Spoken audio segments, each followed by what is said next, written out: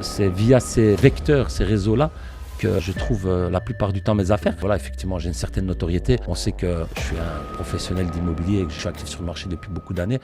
J'ai jamais escroqué personne. Je suis honnête, je marche droit, je suis réglo. Quand je me mets d'accord, quand je dis oui, c'est oui. Quand je dis j'achète, j'achète. Louer un appartement, c'est devenu le parcours du combattant. Il suffit plus de démontrer qu'on a des revenus. Il faut quasi faire un CV. C'est une dinguerie, en fait. Bien sûr. Est-ce qu'on continue le sujet public ou on se change? Parce que moi, j'aimerais bien revenir au sujet immobilier. Ok, on retourne à l'immobilier. Donc tu m'as demandé de parler des projets. C'est ça, non, j'ai des questions précises. Ok, ça va. Question précise, donc j'ai bien compris par rapport à ton réseau off-market. Ah oui, on était là. Je sais, mais ça c'est un sujet super intéressant, c'est beaucoup plus tangible pour celui qui nous regarde, parce qu'un Belge moyen, il a toujours un petit appartement qui loue sur le côté. Ouais. Et donc là, tu as ton réseau des gens que tu connais, ils te connaissent, et tu les rémunères en tant que rapporteur d'affaires. Exactement. Tout va bien. Ce sont des professionnels ou ce sont des particuliers? Pour la plupart, ce sont des professionnels. C'est ça. Après, le particulier, en somme, voilà, on en a effectivement qui nous donnent des informations. Et puis, effectivement, on peut contribuer à leur offrir un beau cadeau si l'affaire est intéressante également. D'accord. Donc ici, voilà, les apporteurs d'affaires, c'est qui en somme? Ce soit des professionnels du secteur, des agents immobiliers, etc. Ça peut être des notaires qui vous donnent des informations. Ça peut être des géomètres. Ça peut être des certificateurs énergétiques. Ça peut être... qui encore? Juste des gens professionnels qui sont dans l'immobilier. Oui, des gens qui touchent de près ou de loin l'immobilier, au fait. Et qui te connaissent toi. Par exemple, j'ai quelqu'un ici qui regarde, se dit, j'ai envie de vendre mon immeuble qui est en infraction urbanistique. Oui. Là. Comment te contacter? On peut me contacter soit par téléphone en allant sur mon site www.vdbcapital.be. J'ai mon numéro de GSM qui est affiché. En fait, j'ai eu le malheur d'il y a 17 ans de commencer avec mon numéro de GSM qui faisait privé et professionnel. Et du coup, j'ai plus fait la distinction. C'est resté comme ça encore aujourd'hui. Donc, si je le change aujourd'hui, c'est un peu trop tard, c'est un peu trop compliqué parce qu'il y a énormément de personnes qui ont mes références. Donc, je gardais le même numéro. Donc, je suis toujours accessible, en fait. Donc, tu veux donner ton GSM à celui qui cherche un acheteur potentiel ou tu veux communiquer par email? Comment est-ce que tu veux qu'on te contacte? Bien sûr, on peut me contacter par téléphone ou par mail, présenter le projet déjà. Comme ça, j'ai directement une vue d'ensemble du projet. Tu peux choisir maintenant. Ou même par Instagram. Donc, sur Instagram, c'est attila.immobilier. Par mail, c'est atu@vdbcapital.be. Et le téléphone, je pense qu'on échangera. Oui, s'il y a trop de gens qui voient, je retrouve mon numéro, ça va trop sonner, tu vois. Exactement. À partir du moment où l'email est consistant, avec beaucoup d'informations et du sérieux, vous allez avoir le numéro de GSM de Attila sans problème. C'est ça, exactement. Je fais une première analyse du produit, du projet. Si je vois qu'il peut être intéressant pour moi, à ce moment-là, je prends contact et on en parle de vive voix ou je demande un complément d'information. Après, voilà, ces personnes-là, des architectes aussi. Et puis, j'ai contacté aussi des bureaux, par exemple, de généalogistes qui établissent des successions. Bah oui, parce que des fois, il y a des décès, on ne connaît pas c'est qui est pour la succession, etc. Donc, ça peut être ça. Après... j'ai également des personnes avec qui je collabore, qui travaillent pour moi, qui scrutent, qui font du travail de terrain. Donc eux, ils arpentent les rues tous les jours, ils relèvent toutes les adresses où on voit des immeubles qui sont un peu en mauvais état ou abandonnés, etc. Et après, on adresse des courriers à ces propriétaires en leur disant, voilà, on a repéré votre immeuble, est-ce que vous êtes éventuellement intéressé par une offre sérieuse de notre part? Parce qu'on achète. Tu vas aller chercher les coordonnées des propriétaires via quel site? Mais tu ne sais pas. C'est ça qui est compliqué. Si l'immeuble n'est pas occupé, s'il est occupé, s'il y a des locataires ou autres, on demande de nous communiquer les informations du propriétaire. S'ils refusent, on leur donne une carte de visite et ils peuvent nous contacter par la suite. Ou déposer un courrier en disant que c'est à l'attention du propriétaire. Donc même si je suis locataire et que je vois ce courrier, je vais peut-être appeler un jour mon propriétaire et je vais dire, voilà, voici le courrier. On passe par les voisins éventuellement. Si l'immeuble est inoccupé, on demande aux voisins est-ce qu'ils ont connaissance de qui est propriétaire, etc. Du moins avoir un nom, etc. Ils ont toujours une petite information à vous communiquer de toute façon. Et ensuite, c'est un travail de recherche. Il faut passer par Google, Facebook, etc. Des fois, c'est très très compliqué. On n'y parvient pas. Il y a des immeubles. Tu peux pas aller jusqu'au cadastre et demander c'est qui le propriétaire? Non, c'est fini. C'est terminé ça. Ça fait déjà maintenant... je pense, une dizaine d'années, depuis qu'on a loi sur le règlement général de la protection des consommateurs, les RGPD. Et tu ne peux pas aller chez un notaire qui se renseigne par rapport à ça? Alors, le notaire, oui, on pourrait éventuellement se renseigner, mais il n'a pas le droit, lui non plus, de consulter le registre national comme il l'entend. Donc, ça doit être pour une raison légitime. Si aujourd'hui, j'ai 15 adresses à lui donner, je vais lui dire, écoute, sur ces 15-là, il va me dire, non, Attila, je ne vais pas consulter 15 fois sans raison valable toutes ces adresses-là pour trouver le truc. Donc, c'est devenu un peu... Dommage. C'est dommage. Après, ça fait partie de cette réglementation-là. Mais c'est surtout un peu stupide, en fait. Oui, c'est bien, on protège peut-être l'identité de certains. Mais admettons, il y a cet immeuble, je suis le voisin. J'ai une fuite d'eau qui vient de cet immeuble qui est inoccupée. Je fais quoi avec ça? Je fais quoi? Tu sais ce que je dois faire? Appeler le pompier. Peut-être appeler les pompiers qui vont défoncer la porte, mais bon, c'est entaché, il faut un cas d'assurance, etc. Je veux réparer chez moi, c'est l'assurance qui doit payer, donc je dois quand même trouver ce propriétaire, tôt ou Mais tard. là, la commune va t'aider, là. La commune, si tu attends que le fonds de réserve de la commune t'aide, tu vas attendre longtemps. Non, pour trouver le propriétaire. Ils vont t'aider à trouver le propriétaire parce qu'il y a un cas d'urgence, là. Oui, le cas d'urgence, mais je crois que quand bien même il y a le cas d'urgence, tu dois te rendre chez le juge de paix qui doit te donner l'autorisation d'avoir les informations du propriétaire. C'est possible. Bah, je crois que c'est quasi certain. D'accord, ça marche. Et du coup, voilà, c'est via ces vecteurs, ces réseaux-là, que je trouve la plupart du temps mes affaires. Vecteur? Vecteur, je veux dire. Ah, le vecteur, oui, Ouais, la direction, quoi. Direction, voilà. Et c'est là que je me source principalement. Et puis à côté de ça, voilà, effectivement, j'ai une certaine notoriété. On sait que je suis un professionnel d'immobilier et que j'ai pas mal de réalisations dernièrement, que je suis actif sur le marché depuis beaucoup d'années. J'ai jamais escroqué personne. Je suis honnête, je marche droit, je suis réglo. Quand je me mets d'accord, quand je dis oui, c'est oui. Quand je dis j'achète, j'achète. Il n'y a pas de marche arrière. D'accord. Je ne viens pas demain en disant non, j'achète pas pour ça. Non, je dis oui, j'achète, j'achète. Je mets les conditions. Si on est d'accord, on est d'accord. Et j'avance. Après, on a essayé de me la faire à moi. Je te vends et on a essayé de changer d'avis. Ben, ils sont mordus les doigts. Hein. Parce que moi, à ce moment-là, si on se passe la main et qu'on a un accord, on a un accord. Il ne faut pas venir demain chez moi en me disant ah ouais, mais quelqu'un m'a donné 3 000 € en plus. Hein. Ça ne marche pas. Hein. Non. Là, je t'assigne. Hein. On va au tribunal. Là. Mais je suis réglo. Voilà. Je suis réglo, il faut être réglo avec Bien moi. sûr. Attila, donc toi, tu agis en tant qu'acquéreur de biens immobiliers, mais Ouais. tu peux aussi agir en tant que vendeur de biens immobiliers. C'est-à-dire que toi, tu as quelque chose à vendre. Est-ce que pour les ventes, tu passes par des sites habituels ou tu passes par du réseau off-market? Ben, écoute, pour les ventes, ça dépend. Maintenant, par exemple, j'ai un immeuble rue du Noyer 110, un projet que j'ai attendu un permis pour le rehausser de 3 étages, mais que je n'ai pas obtenu. Donc finalement, je l'ai transformé dans l'état où il était. C'était 4 appartements, un riz avec jardin, et puis 3 unités de chambre, premier, deuxième, Ils troisième. t'ont refusé pourquoi? Pourquoi? Bonne question. Surdensification, déjà. Ben oui, c'est vrai, je t'assure. On était en commission de concertation. peut-être c'est Oh vrai. non, hein, c'est beaucoup trop de logements. Hein. Je voulais leur dire, mais madame, est-ce que vous avez déjà été sur le marché locatif? Est-ce que vous avez déjà cherché un bien à louer sur Scarbeck ou sur Evere ou sur quasi toutes les communes aujourd'hui? Hein? Vous avez vu les prix? Vous avez vu les prix? Et Pourquoi les prix augmentent? Vous savez pourquoi? C'est pas l'inflation, C'est l'offre. c'est l'offre. Il n'y a pas assez d'offres. Donc offre et demande, pourtant c'est une règle de base, mais ils ne comprennent pas. Ils me disent que les loyers... Moi j'ai déjà eu ça. Hein. Pendant une commission de concertation, ils m'ont dit les loyers augmentent à cause des gens comme vous parce que vous faites des petits logements et vous les louez à prix d'or, vous les louez cher. J'ai dit, monsieur, madame, monsieur, je dis, vous êtes complètement à la renverse, vous avez tout faux. J'ai dit, les prix augmentent, c'est parce qu'il n'y a pas assez d'offres. S'il y avait plus d'offres que de demandes, vous verrez bien que les prix... Déjà, si on arrive à équilibre, ce serait bien. Mais si l'offre est stimulée, elle croît, ben forcément, le prix de la location va chuter, ou il va s'équilibrer. Aujourd'hui, louer un appartement, c'est devenu... comment on dit ça? Le parcours du combattant. Parce qu'il ne suffit plus de démontrer qu'on a des revenus et qu'on est solvable. Il faut quasi faire un CV en disant qui on est, se présenter et pourquoi on veut louer dans ce quartier cet appartement-là. C'est une dinguerie, au fait. Bien sûr. C'est une dinguerie. Alors que les lois sont de plus en plus strictes. On ne peut plus demander des preuves de revenus, mais il faut demander la possibilité... Non, quels sont... ils doivent nous attester qu'ils ont une preuve de ressources. Plus de preuves de paiement ou autre. On ne peut plus demander les cartes d'identité. Alors que moi, on m'a toujours dit, la loi anti-blanchiment, il faut identifier la personne avec qui on travaille. On ne peut plus demander. Et puis voilà, c'est des règles qui se complexifient d'un côté. Et puis, ils complexifient aussi les règles pour les gens comme moi qui contribuent à créer du logement à Bruxelles. Et c'est ça qu'ils doivent comprendre. C'est qu'à un moment donné, nous, professionnels, ils devraient, par exemple, pour augmenter l'offre de biens qui sont disponibles sur le marché, que ce soit en vente ou à la location, il faut stimuler et motiver les personnes qui font le même travail que moi. C'est-à-dire, pourquoi pas ne pas créer une entité distincte pour les permis d'environnement, pour les professionnels, qui nous permettent d'avancer plus vite. Ça va nous permettre de développer nos projets plus rapidement, faire les travaux plus rapidement, les mettre sur le marché plus rapidement. Donc, des personnes comme moi, qui font 10, 15 unités par an, on va dire, mis à bout, t'en mets 20 à Bruxelles. Ça te fait quand même combien? Ça te fait 300 logements. C'est quoi? C'est le permis qu'on a octroyé à un gros promoteur sur 3 projets de 100 appartements.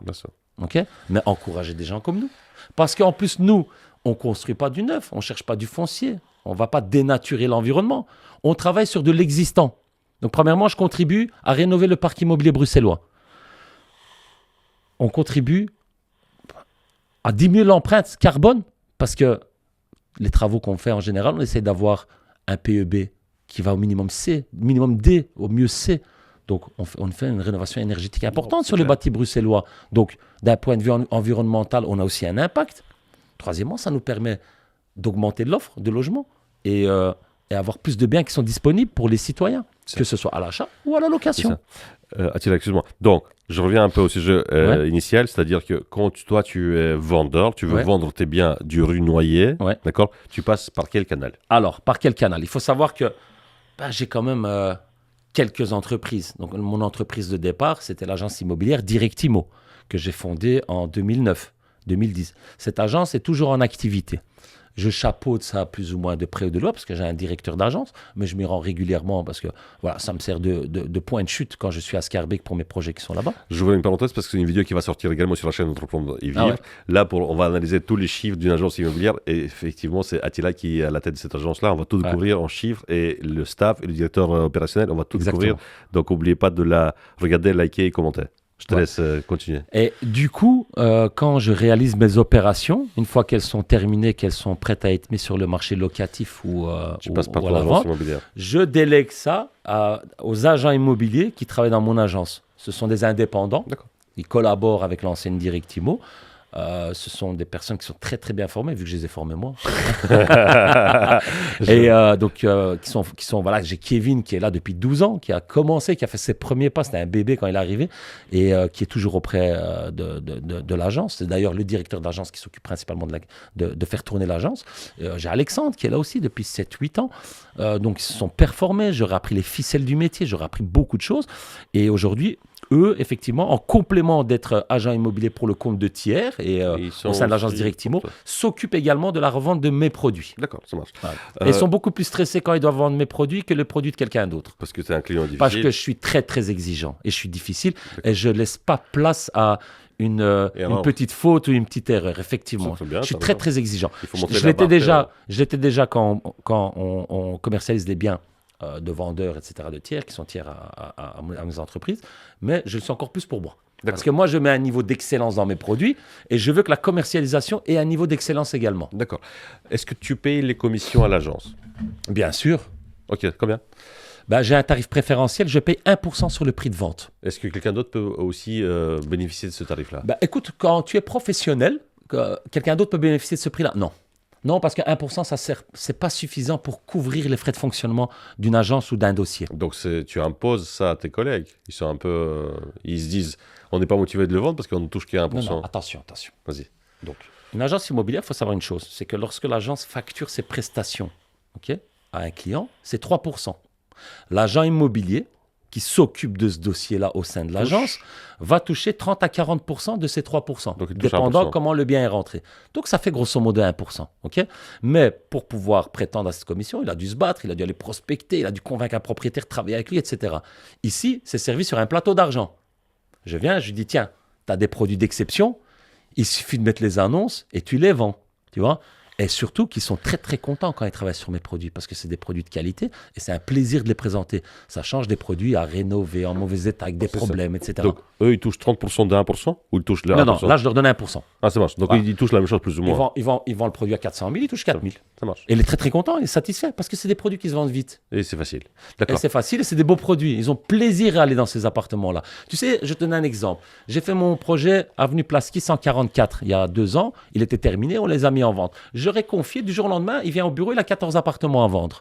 Il touche 4 500, 4 700 euros par appartement. C'est un contrat 70 000 euros qui lui tombe sur la tête gratuitement en fait.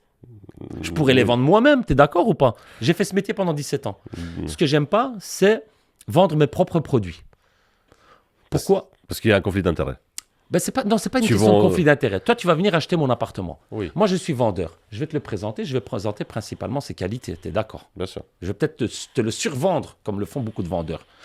Et ce qu'il y a, c'est que j'aurai jamais un retour qui sera honnête de la part du client. Parce qu'il y a très peu de personnes qui disent « Ah non, mais j'achète pas votre appartement parce qu'il est moche. Ça, c'est pas comment vous avez pu mettre cette cuisine. Elle est horrible. Parce la cuisine, j'aime pas. » Contexte personnel. Voilà. Donc, quand tu mets c'est pour ça que voilà, travailler avec un agent immobilier, c'est bien. Quand Kevin va faire les visites ou Alex va faire les visites, les retours qu'il aura de la part des clients, c'est des retours honnêtes. Les gens parlent avec honnêteté. Ils disent à l'agent immobilier, voilà, oui, j'aime bien, mais peut-être qu'ils vont me dire, le prix est un peu élevé par rapport à la moyenne du quartier. Chose qu'ils ne vont pas te dire à toi directement. C'est ça, voilà. Exactement. Ou alors, ils vont peut-être te dire, bon, c'est vrai que les produits sont tellement top qu'il n'y aura pas de remarques. Mais on va dire dans un cas de figure général, si tu as quelqu'un qui visite un appartement, tu es vendeur, toi, tu es l'acheteur, s'il y a des choses qui sont négatives, en général, ils ne le disent pas. Ils vont peut-être te dire, ouais, je ne suis pas intéressé et c'est tout. Tu vois. Mais tu ne vas jamais avoir un retour. Et toi, en tant que vendeur, tu ne vas pas savoir pourquoi ton appartement ne se vend pas.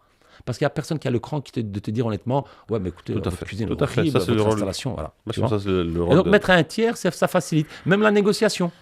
Il te fait une proposition, tu dis, écoute, ouais, c'est intéressant, mais voilà, dis-lui que moi, je suis prêt aussi à faire une concession à ce prix-là. Et puis, il le rappelle, et il est là pour trouver le juste milieu. Un équilibre, regarde, comme la toupie. Tout est une question d'équilibre. Exactement. Tu vois, quand tu fais bien les choses, elles restent en place. Après, voilà, il ne faut pas perdre l'équilibre parce que... Hein Attila, question suivante. Une seconde, je vais répondre que je suis occupé.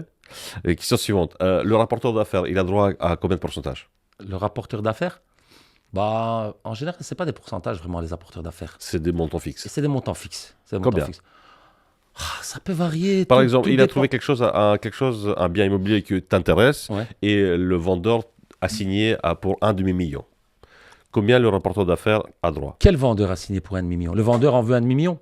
C'est ça. Et tu es d'accord de payer 1 demi-million? Ben, ça dépend. Et que le rapporteur d'affaires, il va toucher combien?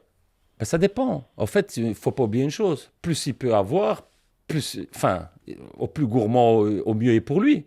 Donc, s'il m'appelle moi et qu'il me dit, moi, je veux 50 000, moi, je lui dis, non, 50 000 euros, c'est beaucoup trop. Ça dépend... de chaque affaire. Ça dépend de chaque affaire. Parce que tu pourrais éventuellement essayer d'acheter pour 450 000, alors tu es d'accord de donner 50 000 au rapporteur d'affaires? Ah non, pas du tout. Pourquoi pas? Tu estimes que ce bien vaut 1 demi-million. Tu dis, OK, si j'arrive à le acheter pour 450 000, bah, je suis prêt à donner 50 000 au rapporteur d'affaires qui a une information un petit peu spécifique. Mais tu n'as rien gagné? Non, toi, tu es prêt à donner 1 demi-million. Pourquoi tu vas lui donner si tu gagnes rien?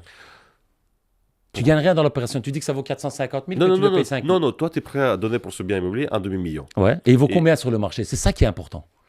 Tu as estimé que ça vaut la peine pour 1 demi-million de l'acheter. Bah, tout dépend. Si par exemple, voilà, le bien qui me propose, on me demande 500 000 euros. Okay, ça dépend maintenant. Est-ce que investissement locatif ou achat-vente? Achat-vente. Achat-vente. Si j'estime que c'est bien, dans l'État, il vaut 800 000 euros. Okay. D'accord. Et après, ça dépend. Est-ce qu'il y a des permis, des problèmes? S'il n'y a rien, que dans l'État, il vaut 800, je peux le diviser et prendre, moi, ma marge de 250, peut-être que je le payerai. Mais je négocierai quand même. Parce qu'il faut que ça reste quand même correct. Dans l'admissible. Dans l'admissible. C'est quoi l'admissible pour toi, pour un tel bien? Ah, écoute, si c'est sur 300 000, il te prend 50 000. Ça te fait combien en pourcentage? Ça te fait 17-18%. Pour une info. C'est bien l'info, mais ça vaut pas 50 000 à mes yeux. Parce que c'est moi qui prends de nouveau le risque financier. C'est moi qui prends le risque de l'opération. C'est moi qui vais travailler 1 an dessus. Qu'est-ce que tu serais prêt à payer pour une telle transaction? Entre 3 et 5%, je trouve que c'est correct. Pour les 500 000 ou les 800 000?